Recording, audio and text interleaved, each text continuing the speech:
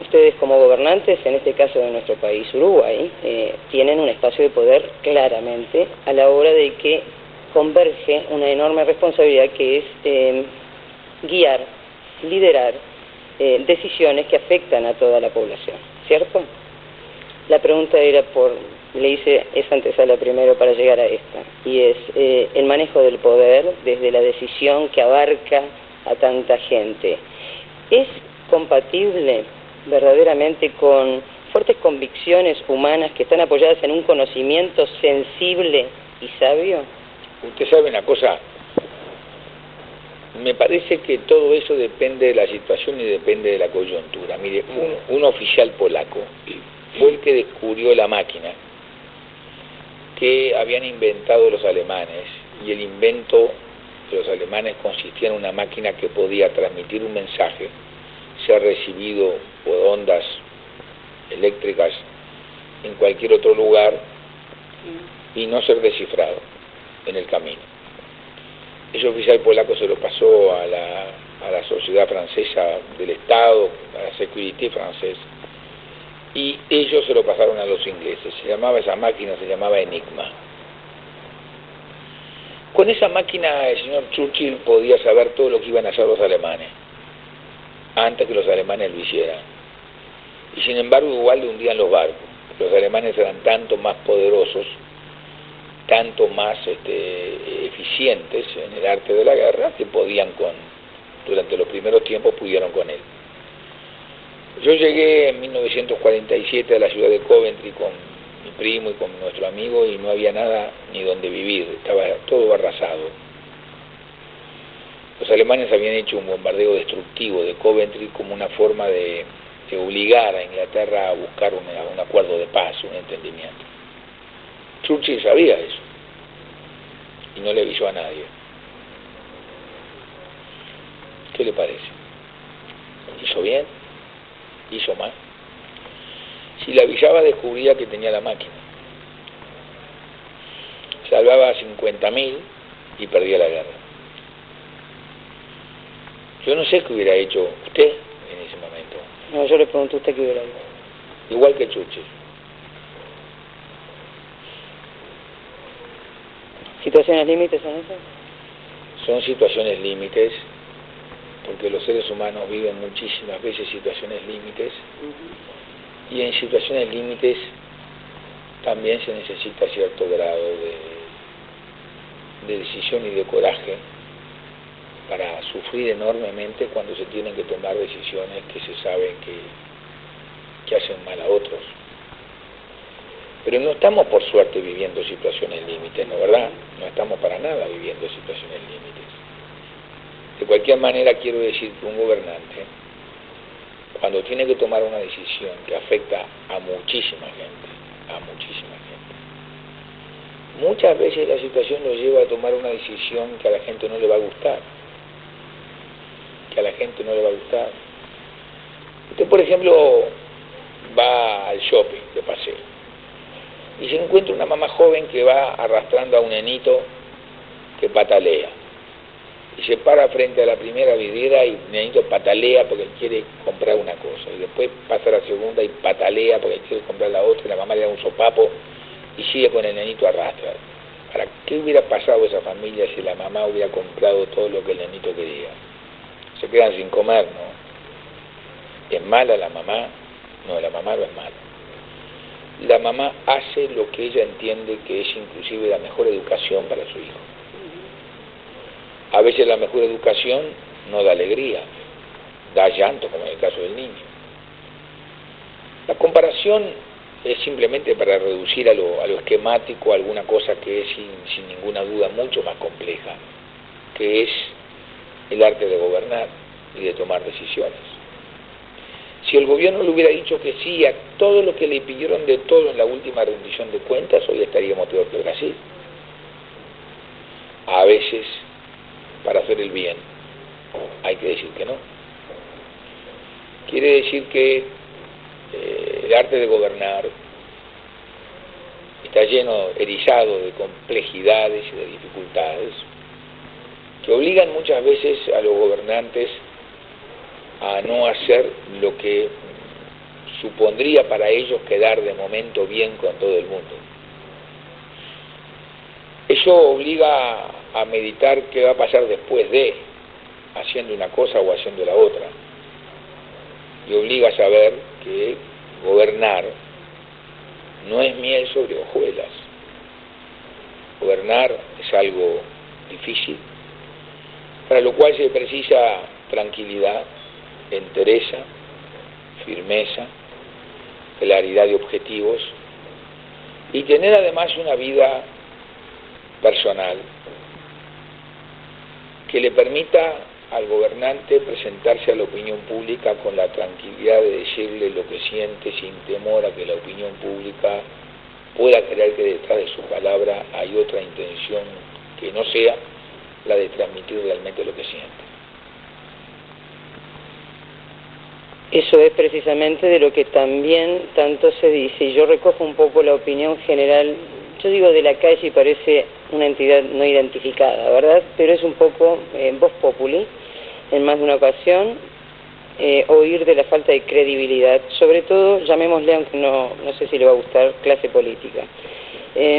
La pregunta es, ¿usted cree que ha sido caprichoso? Primero, si está de acuerdo con esa idea, ¿verdad? Y segundo, en caso de estarla, si ha sido caprichoso la generación de esa falta de confiabilidad. Usted sabe que va a haber elecciones internas. Creo que lo sabemos todos, gracias a Dios. Si no, pero es bueno saberlo, porque el voto es voluntario. Exacto. Por tanto, usted ahí va a medir la confiabilidad, porque como no hay nadie que está obligado a votar, si usted no confía en la clase política, ¿para qué va a ir a votar? Sin embargo, va a ver que va a votar mucha gente. Mucha gente. O sea... Se prevé un 50% del electorado, eso es lo que se prevé, según las encuestas, que no las quiero nombrar porque no me No, pero yo digo que va a haber más. Yo creo que va a haber más. Entonces, en primer lugar, a una votación voluntaria, en donde la gente va a elegir candidato a presidente, donde no hay obligatoriedad, donde la gente no se va a trasladar si vive en Montevideo y tiene credencial en Paysandú para ir a votar por lo del costo, donde hay mucha gente de cierta edad que no se siente obligada a ir a votar y no va, que vaya el 60% a votar, es una muestra de que la gente quiere participar activamente en la decisión política. Por tanto, es una muestra que la gente tendrá o no confiabilidad en tal o cual político, pero tiene confiabilidad en el sistema. No tengo dudas. Y esa es la confiabilidad que importa, la confiabilidad en el sistema. Pero la gente además, como tiene elecciones internas, va a poder sancionar de una manera mucho más directa que antes, porque antes la sanción era cambiar de partido, y eso en cierta medida le hacía daño a los partidos. Hoy la sanción es adentro del partido, con lo cual va a reforzar y a mejorar la vida de los partidos. Porque yo después voy a venir y voy a decirle, no, mire, yo le di el voto a usted, pero usted en 5 años no hizo lo que debía hacer, por tanto, adentro del partido ese en que usted está y donde yo quiero estar y seguir estando, usted no va a estar más porque yo no lo voy a votar. Es un cambio cualitativo muy trascendente, muy diferente, ¿no es verdad? Que cuando la gente va a votar ahora, ella va a elegir si yo quiero que el candidato sea Juan o que sea Pedro, dentro de mi partido. Y eso realmente es un cambio que inclusive la grey política todavía no ha advertido la magnitud de sus consecuencias, no para el acto concreto este del 25 de abril, sino para el tiempo político que vendrá en el Uruguay, pero muy significativo. Cuénteme alguna de las variantes que usted prevé o sabe ciertamente que esta modificación electoral va a proveernos o va a permitirnos vivir. Mire, la primera cosa que va a pasar es que no va a haber más esa cosa absurda que había en la democracia en que el que tenía más votos perdía, porque los que tenían menos votos se juntaban y le ganaban. Entonces, de los 4 pocos hacían un mucho, y entonces de los 4 pocos había un poco que era un poco menos poco que los otros pocos, y que al final era el que tenía menos que ninguno y el que representaba a los muchos. O sea, este destrabalengua era lo que hacía, en definitiva, un mal de la democracia de tal magnitud y naturaleza, que yo terminaba diciéndole a usted, bueno, ¿qué le parece? Saque lista. Si se consigue 500 votos y con los 500 votos suyos, sumados a lo que tengo yo, le ganamos al amigo que está detrás del aparato ahí, yo le consigo un carguito. Entonces usted, como tenía 500 votos para conseguir, porque esas eran las diferencias que usted hacía frente a él, con quien trabajaba antes, salía, prometía, decía esto, decía lo otro, decía lo otro. Cuando pasaba el tiempo y no daba nada de lo que usted prometía, decía, bueno, pero que no me cumplieron a mí, por tanto yo creí en la palabra del otro, y así y eso se terminó, ¿vio? Ahora se terminó. La otra cosa es la intendencia. Usted va a votar la intendencia el año que viene, ¿no, verdad? Con lo cual usted, ciudadano de un departamento, no va a sentirse obligado a votar la misma presidencia que la misma intendencia.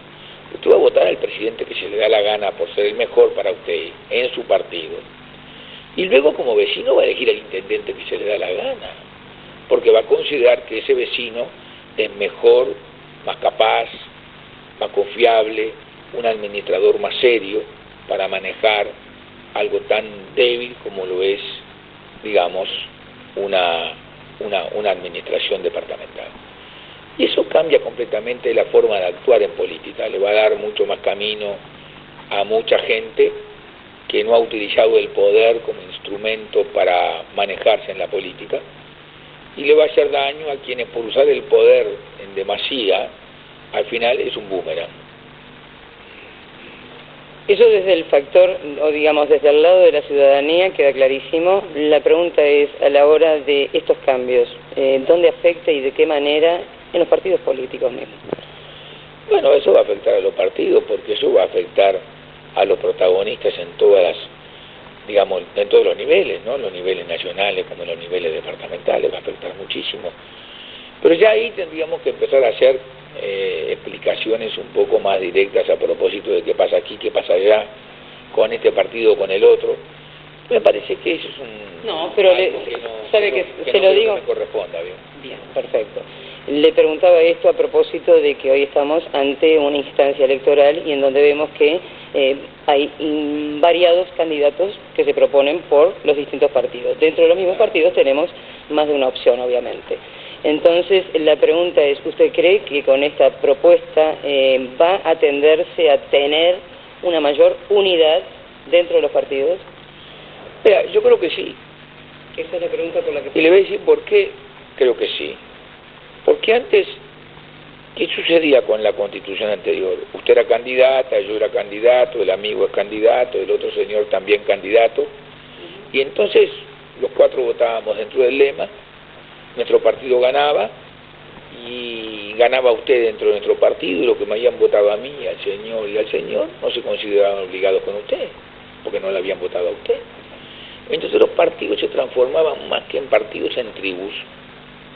La tribu de la lista tal, la tribu de la lista cual, y al final usted lo miraba al propio integrante del partido de la otra tribu, capaz que con menos capacidad de diálogo que con otro de otro partido.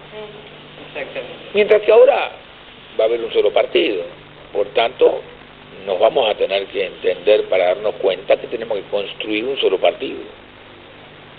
Hay que construir un solo partido, y si hay que construir un solo partido, bueno, hay que tener una affectio societatis necesario e imprescindible para que el partido se maneje con un perfil que pueda ser aceptado por los que son del partido y por los que no son del partido, que son los que deciden la elección.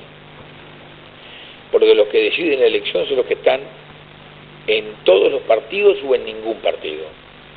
Son personas que, habiendo sido y manteniendo en su corazón vinculaciones históricas con tal cual u otro partido, cuando llega el momento de la elección votan con independencia. No son los del aparato ni los militantes. Es esa opinión pública que hace así o hace así y determina quién va a ganar la elección. Sabe que creo que sí, que estamos ante una instancia verdaderamente que tal vez no dimensionemos exacto la magnitud, ¿verdad?, de este cambio, pero seguramente como un hecho nuevo lo vamos a ir haciendo y tomando esa conciencia necesaria a medida que el tiempo transcurra. Pero como puntapié de inicio creo que es una muy buena cosa. Verdaderamente es una buena cosa a la hora de que permita tanto en la ciudadanía como en quienes nos representan, ¿verdad?, políticamente, generar espacios de mayor unidad. Que por eso le hablaba de la falta de confiabilidad. ¿Se imagina lo que fue, por ejemplo, la elección departamental de Canelones en el Partido Colorado en el periodo pasado? El partido tenía 12 candidatos a intendente. Es una locura, ¿no? ¿Quién puede creer que un partido puede presentar para la intendencia de Canelones 12 candidatos? Bueno, se termina con esto, ¿vio? Se termina. A lo sumo 2, porque ni siquiera 3 es posible, porque para que hayan 3 tendrían que tener 33, 33 y 33% cada uno igual de la convención departamental, y eso es imposible. Con que uno tenga el 35 ya hay 2. Así que esto ha cambiado y ha cambiado mucho, va a estimular mucho el mejoramiento de los niveles de la política también, pero muy mucho. Señor mío, ya lo creo, por eso mismo. Se va a engostar la cosa, ¿vio? No va a ser tan explayada, se va a engostar. ¿Sabe lo que se me representa tomando el ejemplo de hoy que hizo a usted de esa mamá paseando en el shopping con su niño que quería la vidriera esta, aquella y aquella, y la mamá le decía no? Que pareciera que hemos actuado desde la ciudadanía y desde la clase política, vuelvo a decirlo sin gustarme demasiado la nominación, como ese niño caprichoso, sin la falta de conciencia real. No, y esa mamá, llegó el momento ahora de actuar como la mamá. Esta es la opinión pública.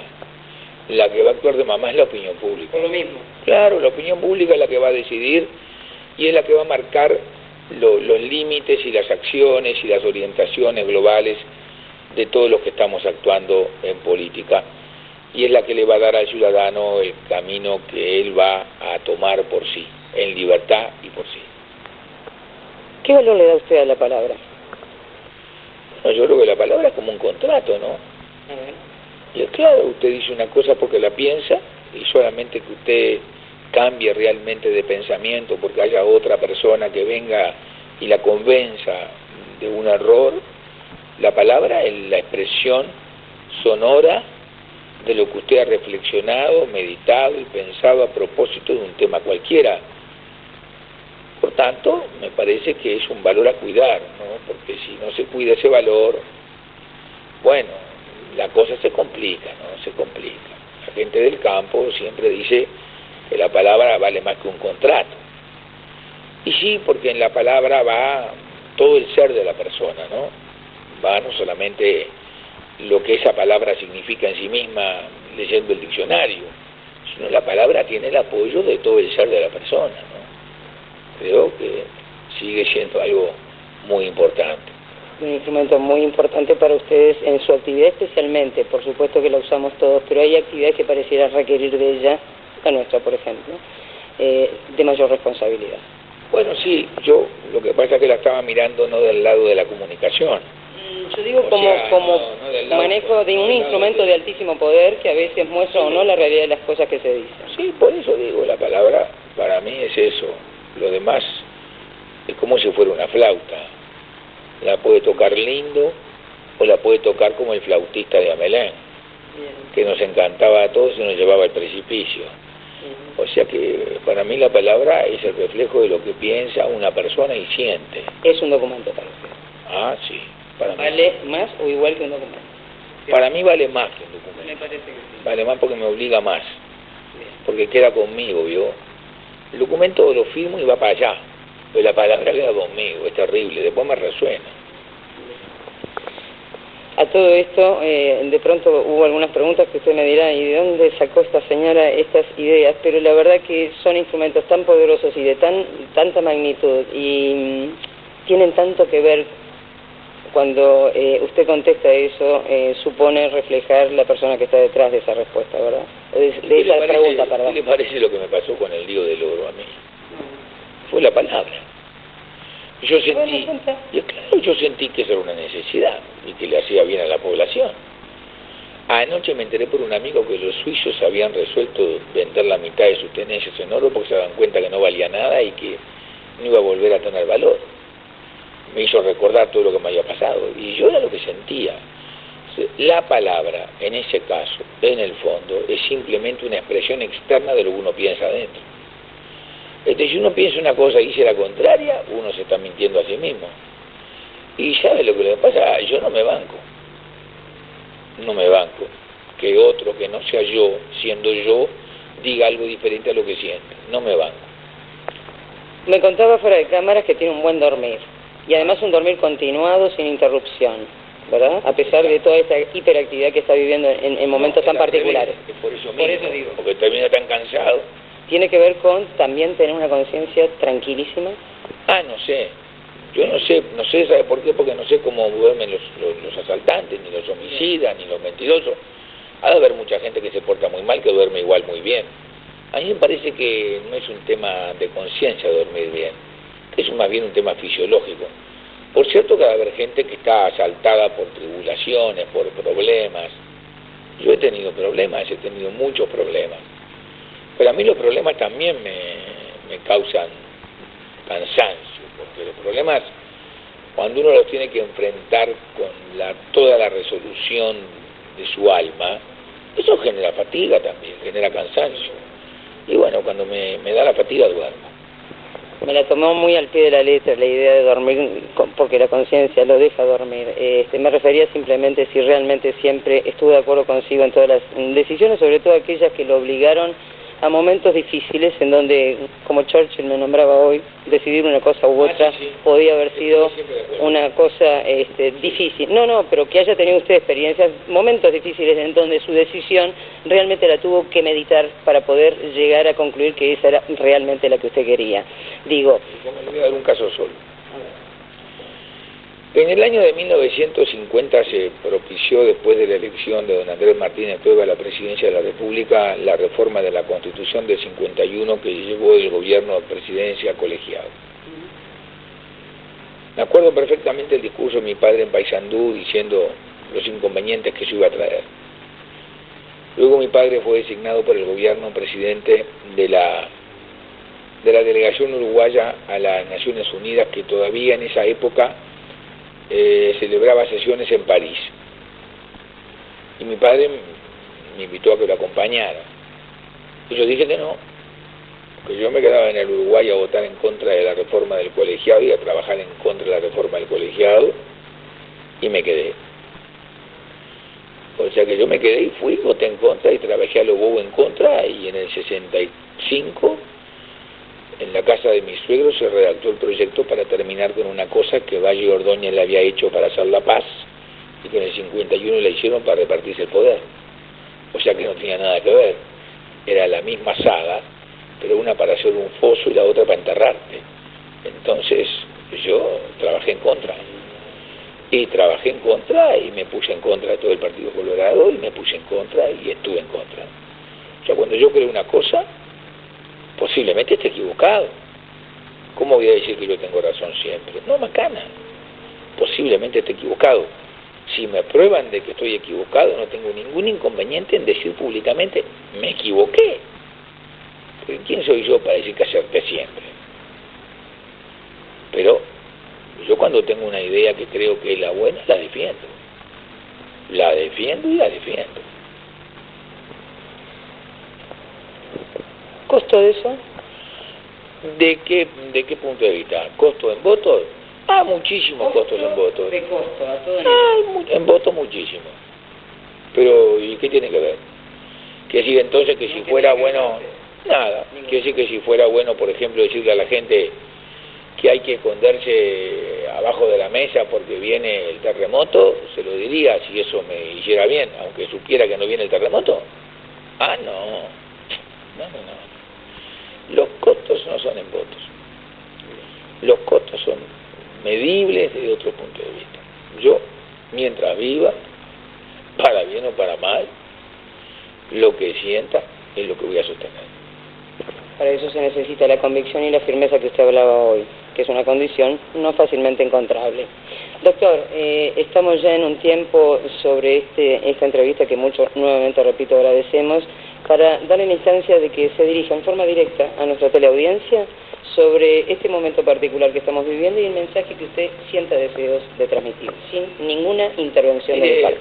Poquita cosa, ¿no? Poquita cosa porque todo lo hemos estado conversando con usted. A mí me parece que en términos así bien claros, acá el 25 va a haber un solo ganador, que es el país. En política perder una elección no es perder, es simplemente estar en un oficio, en una actividad, en un menester, en donde muchos han perdido muchas veces. Porque entonces si los que pierden tienen que irse para su casa, como comprenderá usted, partidos que han perdido durante no sé cuántos años habrían desaparecido hace mucho tiempo. Y no hay tal cosa. Por tanto, acá va a haber, sí, realmente un gran ganador, que es un hábito nuevo de carácter político, que hace al uruguayo mucho más libre, mucho más dueño de su destino, por disponer del destino de los partidos en los cuales milita, en donde va a ser simplemente un simpatizante que lo convocan a votar el día de la elección y le entregan la lista y le dicen es esta, que es como la lenteja, ¿no, verdad?